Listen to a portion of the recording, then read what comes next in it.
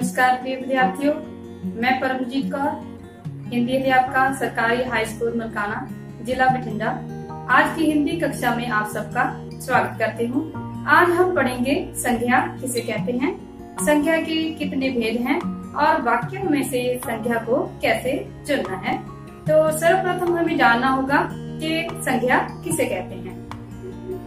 प्रिय विद्यार्थियों, इस संसार में जितने भी व्यक्ति हैं, इस संसार में जितने भी प्राणी हैं, जितनी भी इस संसार में वस्तुएं हैं, जितने भी इस संसार में स्थान हैं, जिन नामों से हम उन्हें पुकारते हैं, उन्हें हिंदी व्याकरण में संज्ञा कहा जाता है। तो आइए सबसे पहले हम संज्ञा की परिभाषा लिखेंगे। किसी व्यक्ति,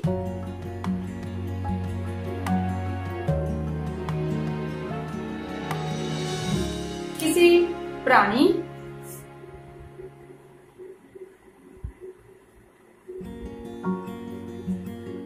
वस्तु,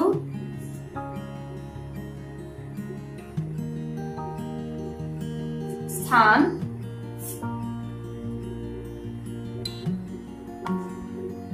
गुण,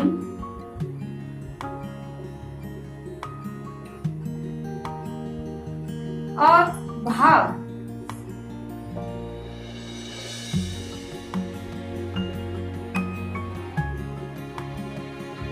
के नाम को संज्ञा कहते हैं।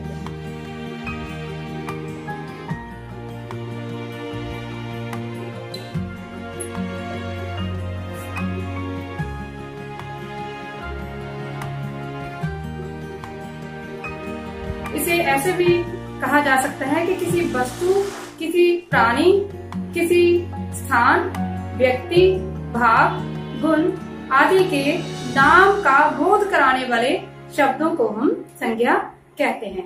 बच्चों, हमने पढ़ा कि संज्ञा किसे कहते हैं?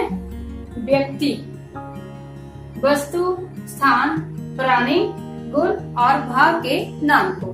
तो आइए जानते हैं कि जैसे व्यक्तियों के नामों में क्या क्या शामिल कर सकते हैं। जैसे हो गया सचिन, जवाहरलाल नेहरू,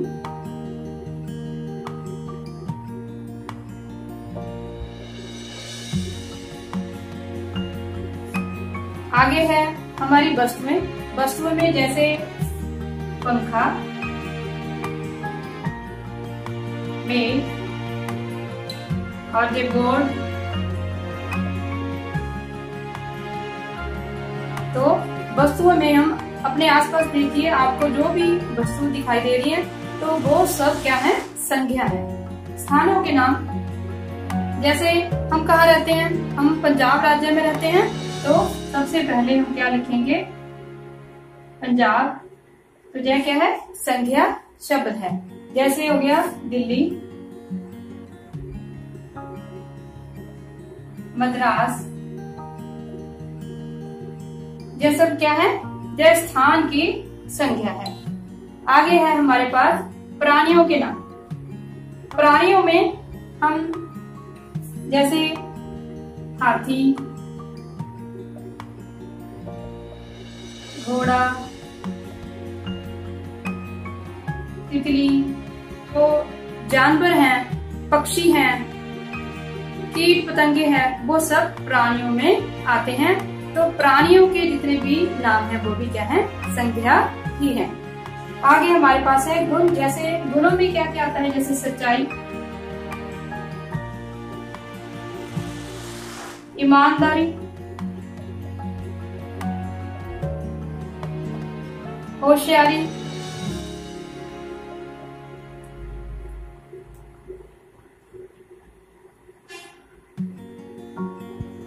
आगे हमारे पास है भावों के नाम। तो इसमें आ जाएगा जैसे दया, करुणा, क्रोध, प्रसन्नता,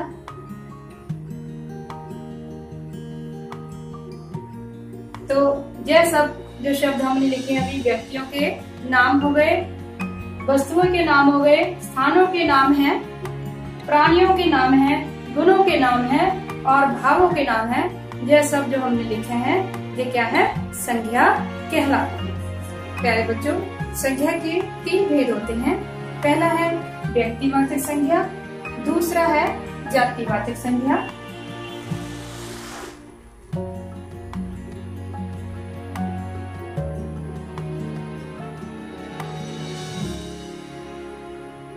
और तीसरा है भाववाचक संज्ञा।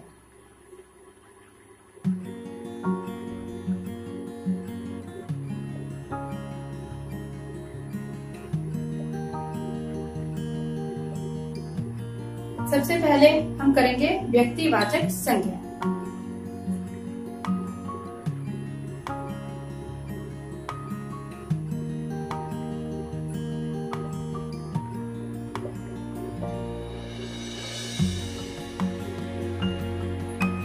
प्यारे बच्चों, व्यक्तिवाचक संज्ञा वह संज्ञा है जो किसी विशेष व्यक्ति, वस्तु, स्थान के नाम का हमें बोध कराती है। तो पहले इसकी परिभाषा लिखेंगे। व्यक्तिवाचक संज्ञा किसी विशेष व्यक्ति, वस्तु,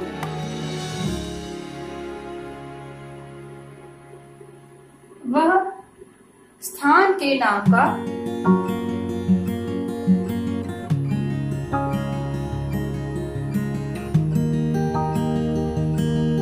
बोध कराने वाले शब्दों को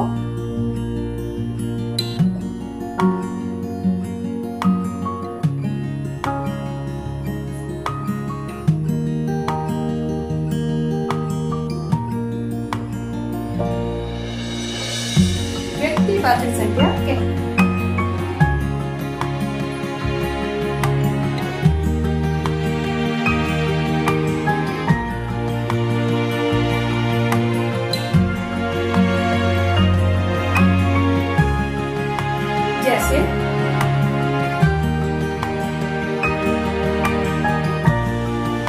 जैसे महात्मा गांधी,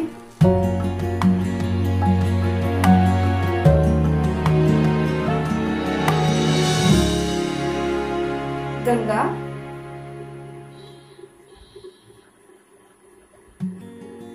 और बनारस।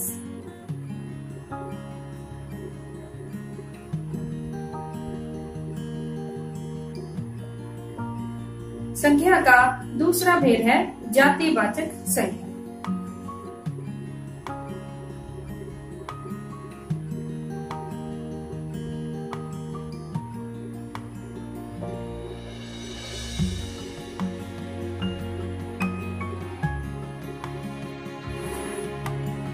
प्यारे बच्चों, हमारी संज्ञा का दूसरा भेद है जातिवाचक संज्ञा। जो शब्द हमें किसी व्यक्ति, किसी वस्तु, किसी स्थान की संपूर्ण जाति का बोध कराते हैं, उन शब्दों को जातिवाचक संज्ञा कहते हैं। आइए पहले इसकी परिभाषा लिखते हैं। किसी व्यक्ति,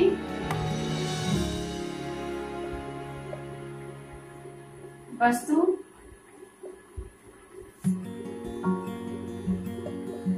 स्थान की संपूर्ण जाति के नाम का बोध करवाने वाले शब्दों को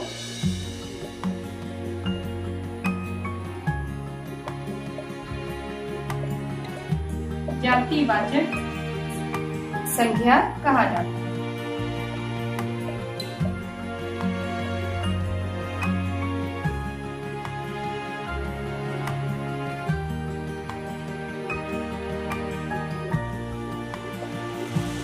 जैसे स्त्री, स्त्री शब्द संपूर्ण स्त्री जाति का बोध करवा रहा है, संपूर्ण पुरुष जाति के नाम का बोध करवा रहा है। उसी तरह से शब्द है पशु, तो संपूर्ण पशु जाति का बोध करवा रहा है। इसी तरह से शब्द है परिवार, पुत्र, स्कूल, जेल, ये सभी शब्द अपनी संपूर्ण जाति का बोध करा रहे हैं। इसीलिए इन्हें क्या कहा जाता है? जातिवाचक संज्ञा शब्द कहा जाता है। परिवार,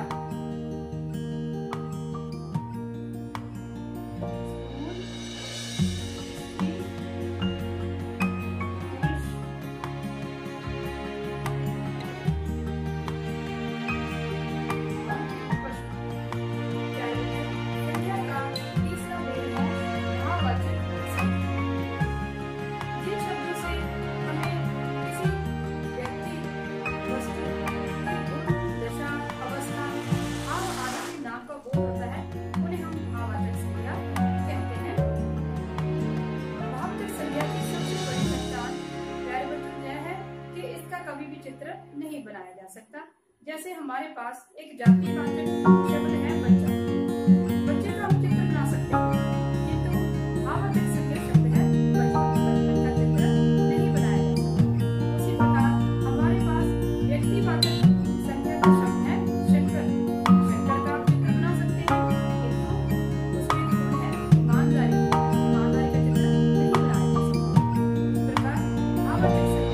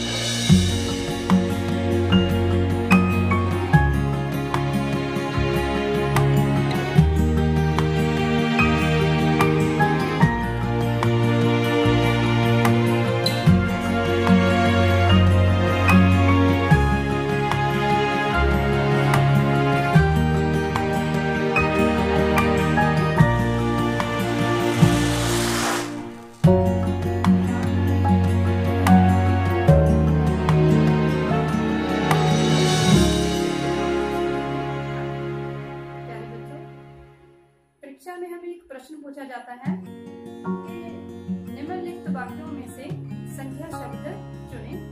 तो इस प्रकार से हमें वाक्य दिए जाते हैं और उनमें से हमें जो जातिवाचक, भाववाचक, व्यक्तिवाचक जो संज्ञा शब्द चुनने होते हैं। कई बार तो हमें यह भी कहा जाता है कि दिए गए वाक्य में रेखांकित शब्द जातिवाचक संज्ञा है, भाववाचक संज्ञा है या व्यक्तिवाचक संज्ञा का शब्द है। तो आइए जानते हैं किस प्रकार इन शब्दों को चुनना है। जैसे हमारा पहला वाक्य है राम मेरा पड़ोसी है।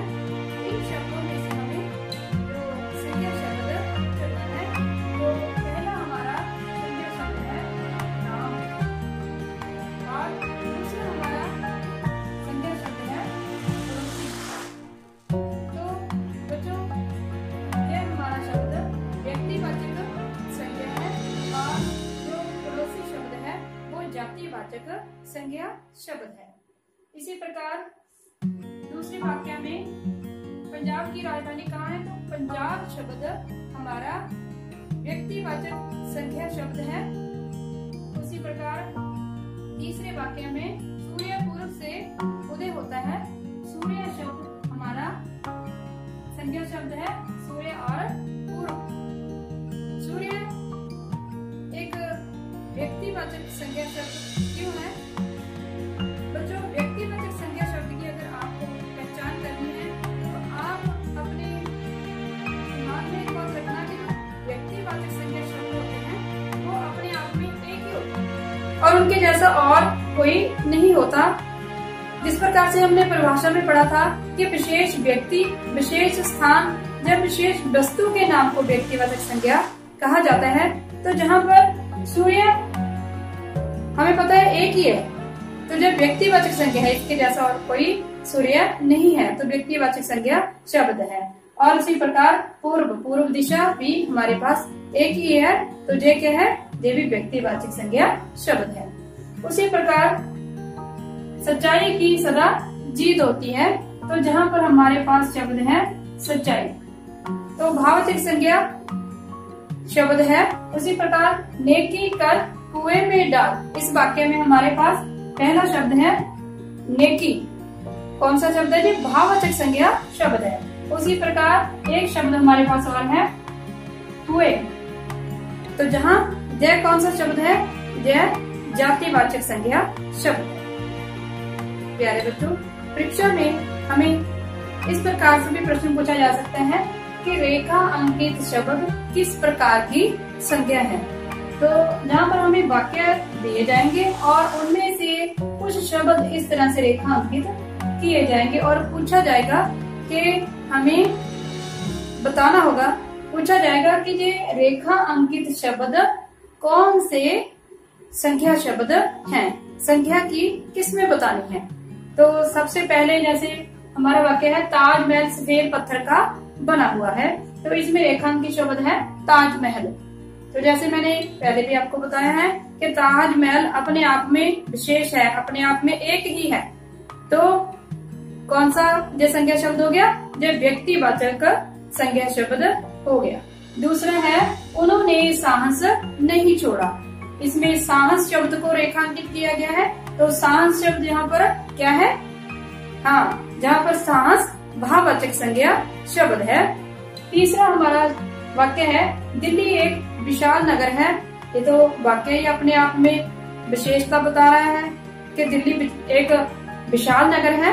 शब्द किसी विशेष व्यक्ति वस्तु स्थान के नाम का बोध कराते हैं, उन्हें क्या कहते हैं? व्यक्तिवाचक संज्ञा कहते हैं। तो दिल्ली जो रेखांकित शब्द है हमारे पास, वो क्या है? व्यक्तिवाचक संज्ञा है। और हमारा चौथा वाक्य है भलाई करने से खुशी मिलती है, तो जहाँ पर भलाई शब्द जो है वो भाववाचक संज्ञा शब्द है। और पांचवा वाक्य है राम स्कूल जाता है, तो जहाँ स्कूल शब्द एक संपूर्ण जाति का बोध करा रहे हैं, तो जहाँ स्कूल शब्द क्या है? जातिवाचक संज्ञा शब्द है। उसी प्रकार हमारा छठा वाक्य है देखो हाथी की चाल देखो, यहाँ पर हाथी शब्द को रेखांकित किया गया है, तो हाथी जो शब्द है वो संपूर्ण जाति संपूर्ण वर्ग के नाम का बोध करा रहा है, तो यह कौन सा शब्द हुआ? यह जातिवाचक संज्ञा शब्द हो गया। उसके आगे हमारा सातवां शब्द है घोड़ा एक उपयोगी पशु है, तो घोड़ा शब्द को रेखांकित किया गया है, तो घोड़ा शब्द जहाँ पर क्या है? हाथी की तरह ही जातिवाचक संज्ञा शब्द है, क्योंकि ये अपनी संपूर्ण जाति के नाम का बोध करा रहा है, इसीलिए ये जातिवाचक संज्ञा शब्द है। प्रिय विद्यार्थियों, तो जाति संज्ञा की परिभाषा, उसके भेद और संज्ञा शब्दों को वाक्यों में से कैसे चुनना है, आशा करती हूँ कि आप सबको अच्छी तरह से समझ आ गया होगा। इस वीडियो को देखने के लिए, अपना कीमती समय देने के लिए बहुत बहुत धन्यवाद।